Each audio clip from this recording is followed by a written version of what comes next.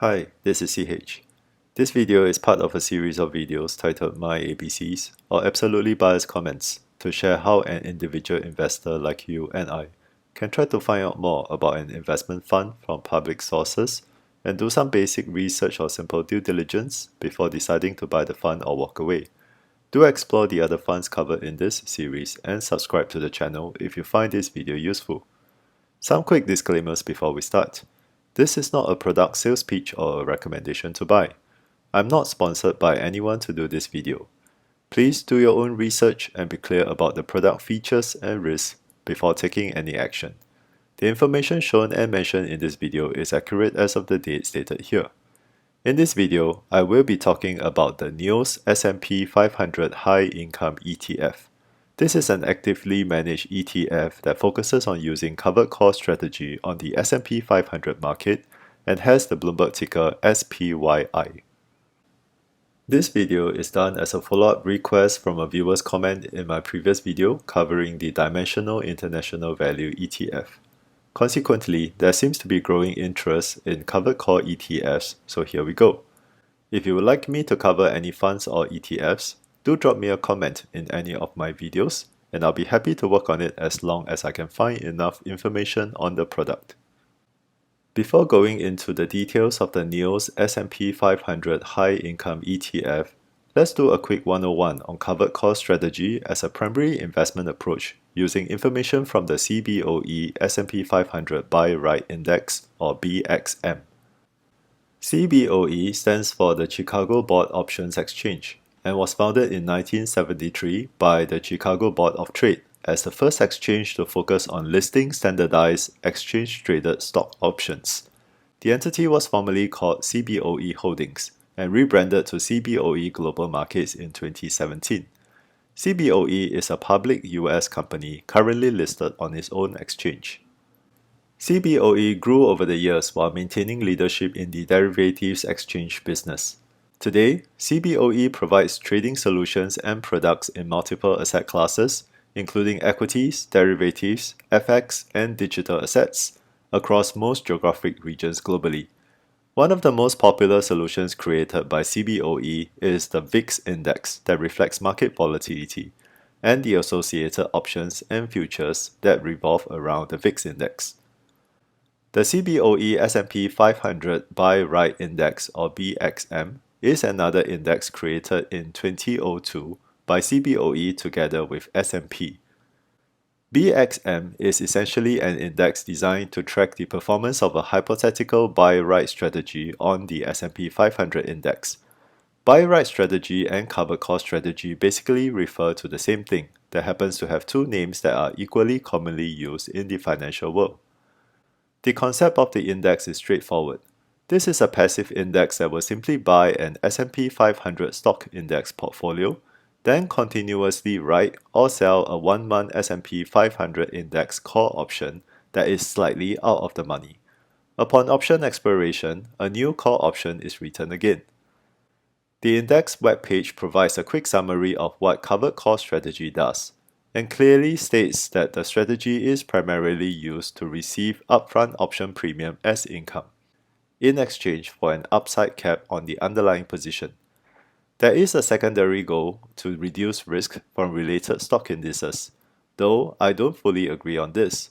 While the option premium helps to provide a bit of buffer in flat to negative markets, I think missing out on the upside in strong positive markets is also a risk. There is also a comment on using out-of-the-money or OTM options versus at-the-money or ATM options, comparing their pros and cons. The index again uses slightly out-of-the-money options.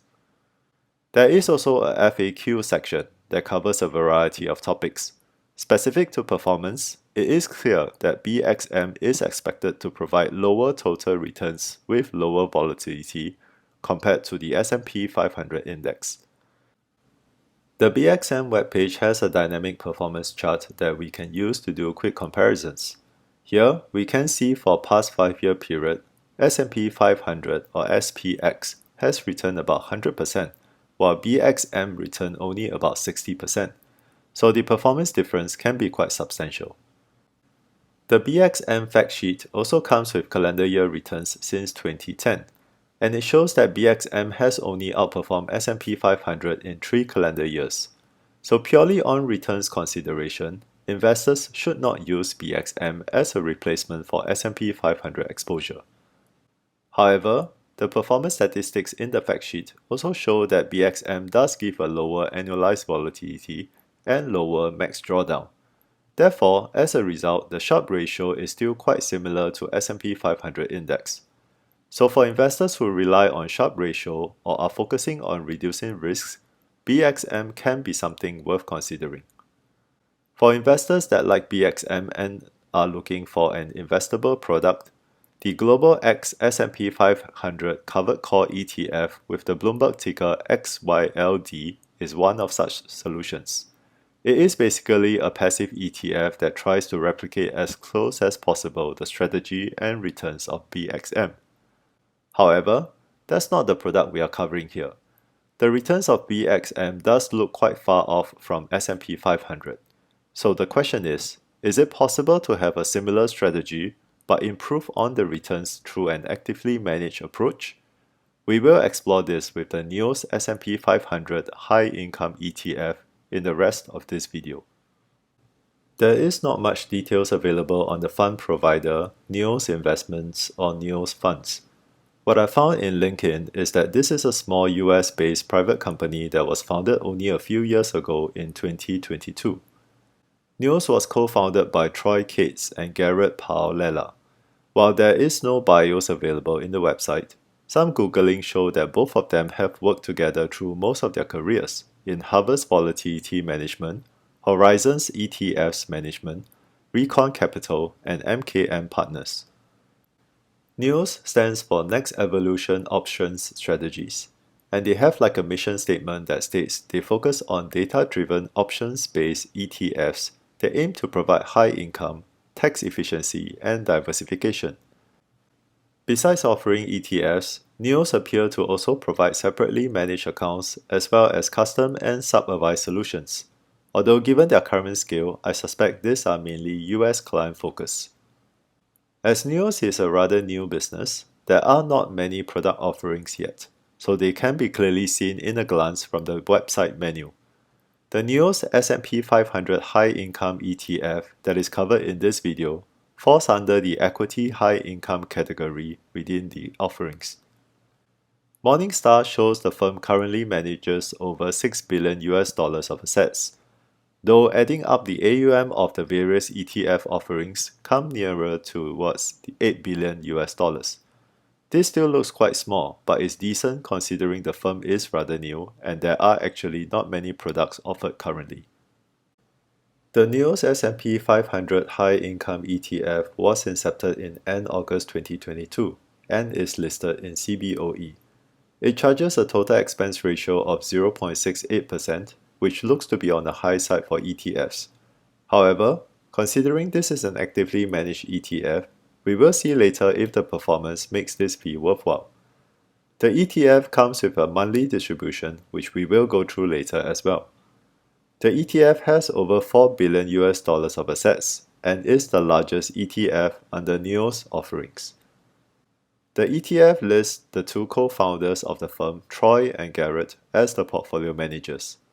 However, as I understand, NEOS manages its ETFs in a team approach. There is, however, no further elaboration on the split of responsibilities for the ETF.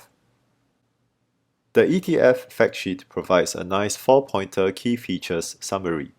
Although to make sure we understand better what the fund is doing, let's look at the prospectus instead. The investment strategy in the prospectus starts off by stating clearly that this is an actively managed ETF. It also states the ETF comprises of two components, the first being a portfolio of stocks that make up the S&P 500 index, and the second being a call option strategy. Although here it is stated that there is a mix of selling and buying call options on the S&P 500 index. It is clear only call options on the index is used instead of individual stocks. The ETF is meant to generate high income, which comes from the call option premiums as well as the dividends received from the underlying stocks. However, Considering S&P 500 index only has an indicative dividend yield of 1.32%, majority of this income will have to come from the call option premiums. The next sentence looks a bit confusing. Though as mentioned earlier, the ETF will actually do both sell and buy call options. Buying call options on the S&P 500 is primarily to take an active bet to participate on the upside potential of the S&P 500.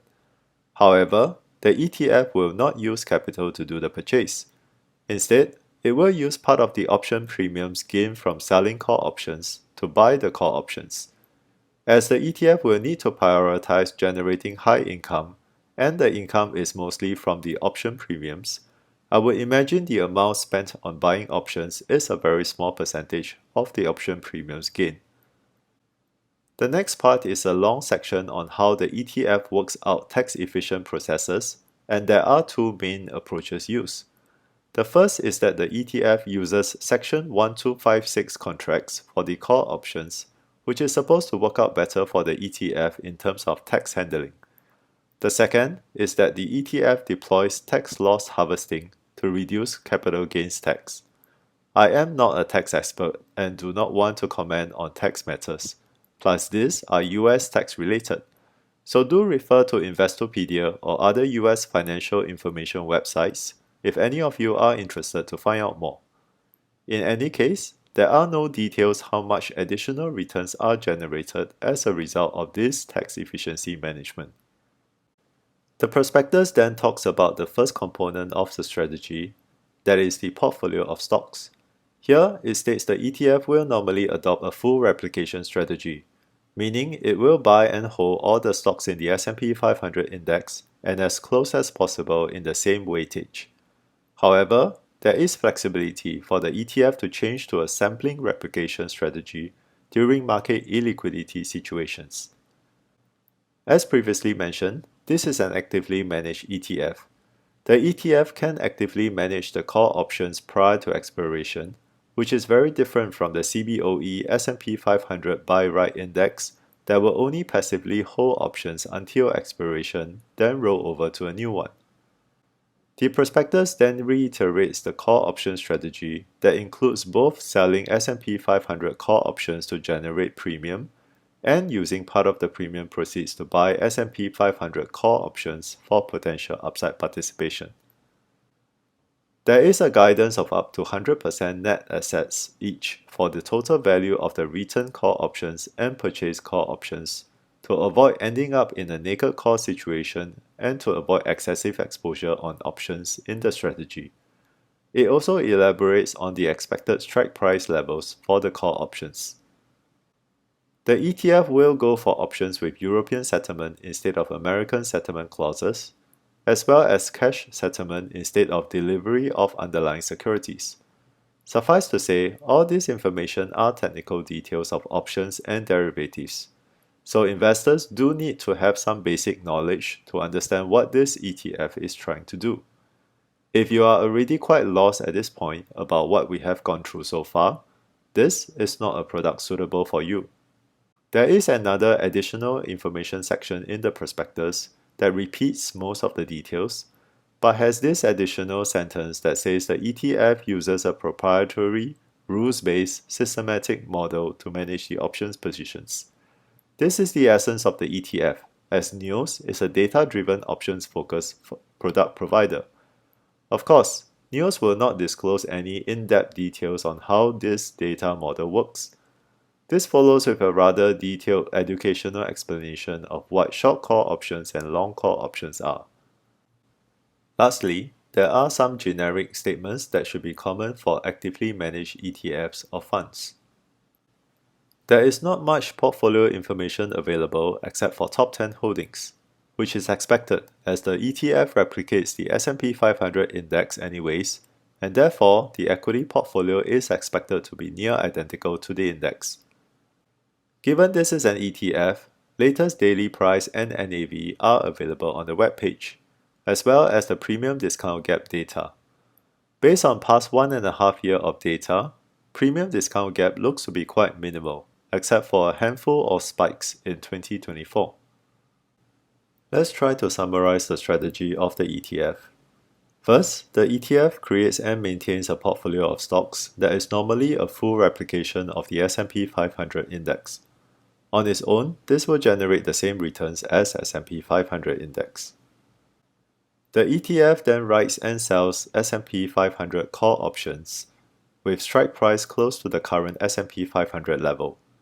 Given this is selling options, there is no cost involved, and it generates option premiums. At this point, this is similar to the Cboe S&P 500 BuyWrite index, with the exception that Cboe index just specifically writes 1-month options and roll over at expiry, while the ETF's data-driven model will actively manage the options. Given this is a covered call, if the options do get exercised, the ETF will probably need to sell a portion of the stock portfolio in order to provide for the cash settlement of the options. The ETF will also use some of the premiums received to buy out-of-the-money S&P 500 call options in order to participate on potential market upside. The ETF also deploys tax efficiency management via using Section 1256 contracts for the options and also tax loss harvesting. Finally, the ETF will pay out high distribution income via option premiums and equity dividends on a monthly basis, net of fund expenses. As generating and distributing high income is a key feature of the NEOS S&P 500 High Income ETF, the distribution information is comprehensive and readily available in the ETF webpage. The ETF pays out distributions on a monthly basis as earlier mentioned. Here, we can see the distribution rate is very high at around 12.5% to 12.65%. Now, remember S&P 500 index only has around 1.3% equity dividend yield. So this means the ETF is getting around 11.2% worth of distributions from the call option premium it writes. The dollar amounts of the latest and past distributions are all clearly stated in the website. Now, given this is a US listed ETF, distributions are subject to US withholding taxes. So do factor this when you calculate the eventual returns when investing in this product. For example, a 30% withholding tax on a 12% dividend would mean that 3.6% is deducted for the tax. As usual, there is no free lunch in the financial world, so we need to find out what is being sacrificed for the high distribution payout. For such income-focused solutions, our key concern would be possible capital loss. NEOS doesn't provide the historical price movement of the ETF, so let's use Google Finance for this. Here is the historical price movement of the ETF since inception.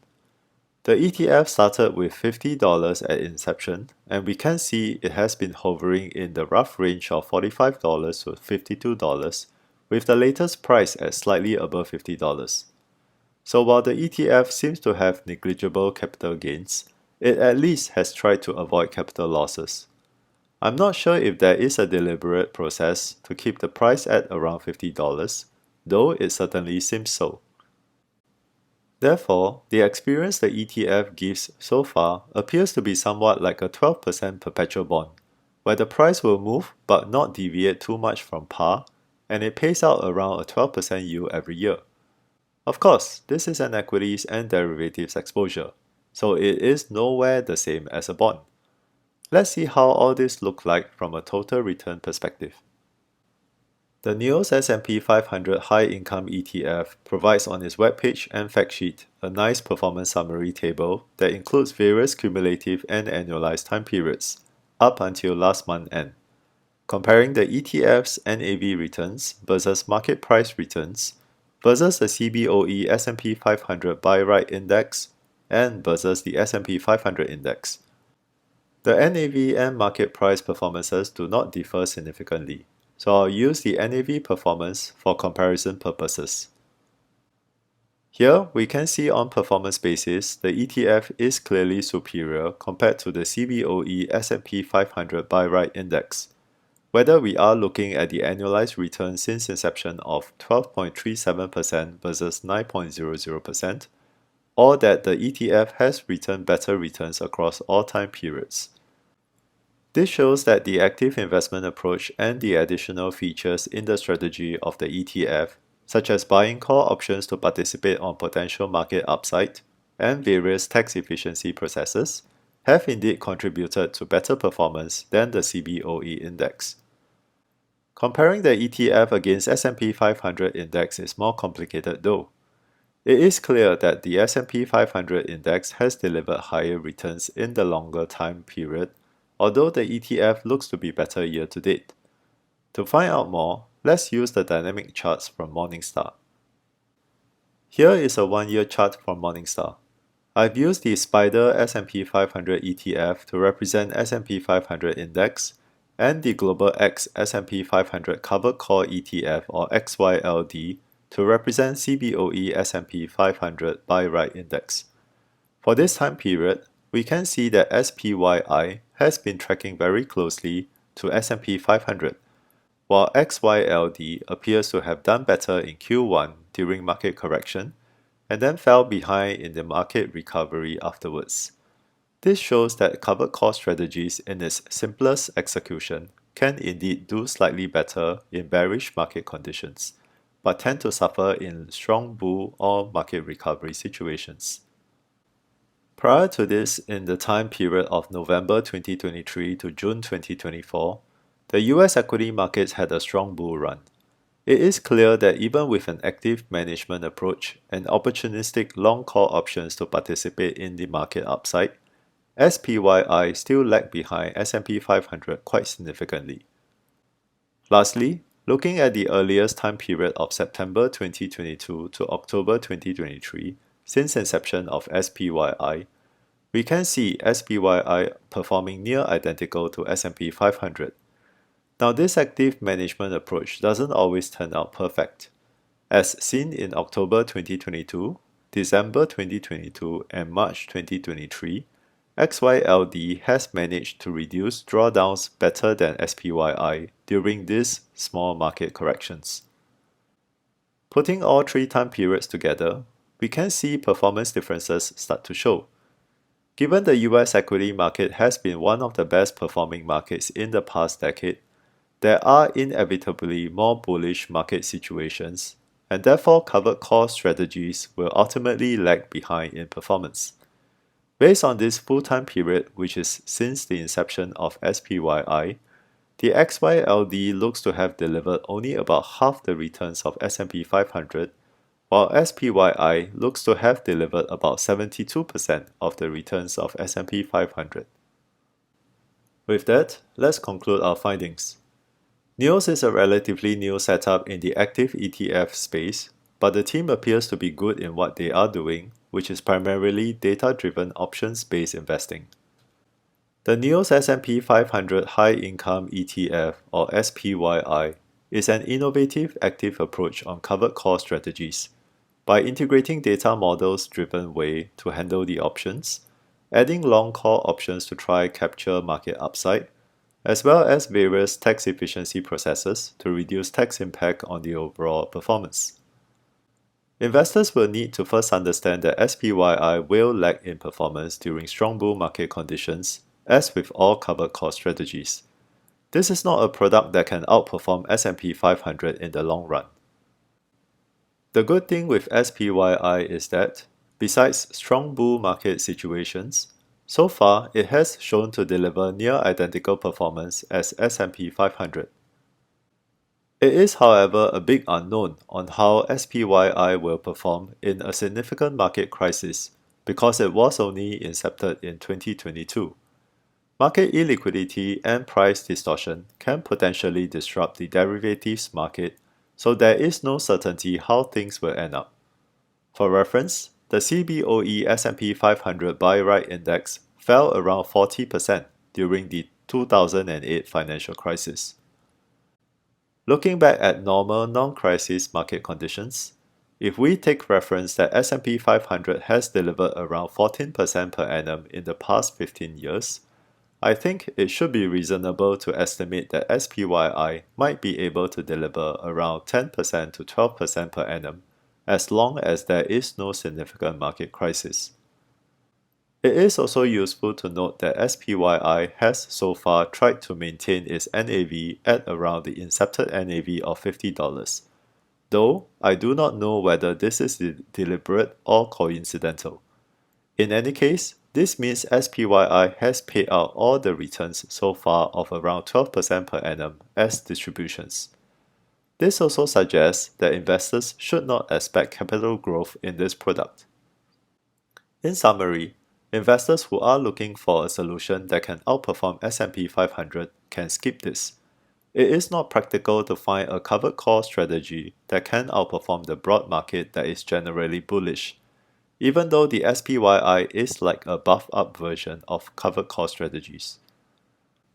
What this product might be suitable for are investors who don't mind getting slightly lower returns than S&P 500 but can automatically receive most if not all the returns as monthly distributions in exchange for no capital growth. There is of course US withholding tax impacts on the distributions that investors need to consider on their own. This concludes my absolutely biased comments on the NEOS S&P 500 High Income ETF. Again, if you find this video useful and would like to see more related contents, please subscribe to the channel. Thank you and have a great day.